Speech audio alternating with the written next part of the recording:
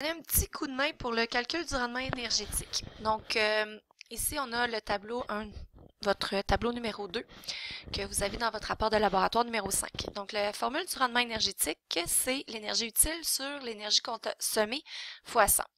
Bien, le problème dans ça, c'est de savoir qu'est-ce qui est l'énergie utile et qu'est-ce qui est l'énergie consommée. Premièrement, commençons avec la bouilloire. C'est une bouilloire électrique, donc elle consomme de l'énergie électrique. Donc c'est Hydro-Québec qui lui fournit l'énergie, puis on paye dépendant de ce qu'on dépense.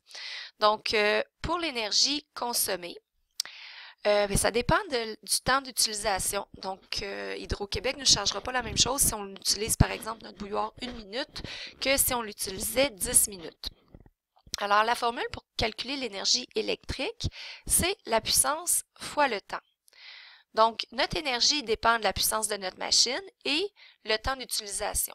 Plus notre puissance de la machine va être élevée, bien, plus l'énergie consommée va être élevée.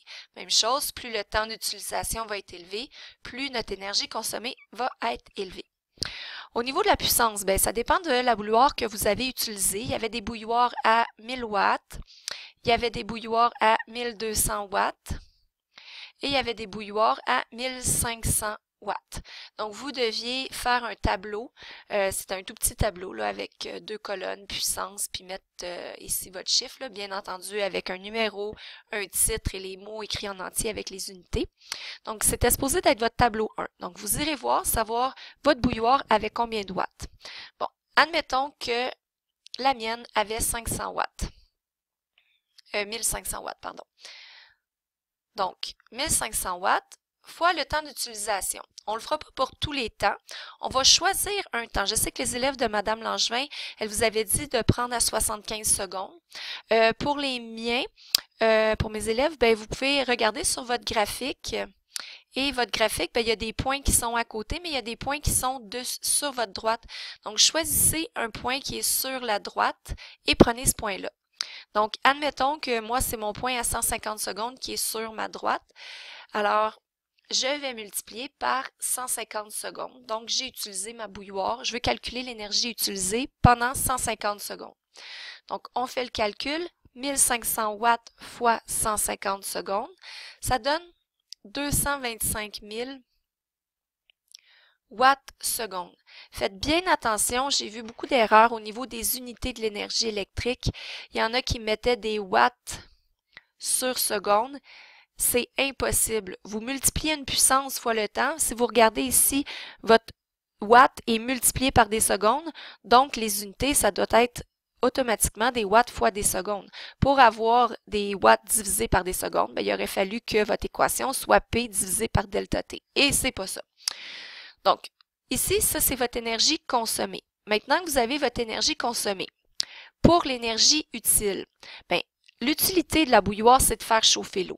Ici, dans cette colonne, vous avez calculé l'énergie que l'eau a accumulée, donc, qui a été utilisée pour chauffer l'eau, donc pour faire ce que la bouilloire doit faire. Donc, vous allez voir à 150 secondes, parce que c'est celui-là que vous avez choisi,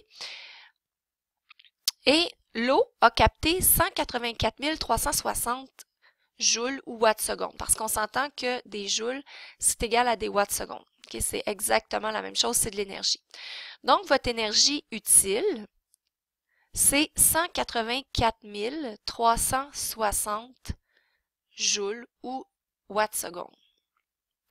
Ça veut dire que sur les 225 000 watts-secondes que vous avez consommés, que votre bouilloire a utilisé, que Hydro-Québec vous a fourni, il y en a seulement 184 360 qui ont été utilisés pour chauffer votre eau.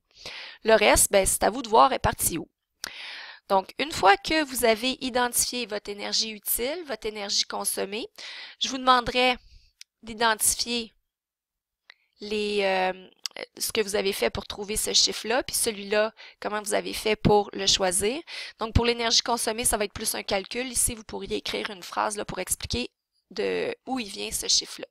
Puis ensuite, ben, il ne vous reste qu'à appliquer la formule énergie utile sur l'énergie consommée fois 100, ce qui devrait vous donner un rendement énergétique, je dirais autour entre 70 et 85 %, le dépendant des bouilloires. Alors voilà,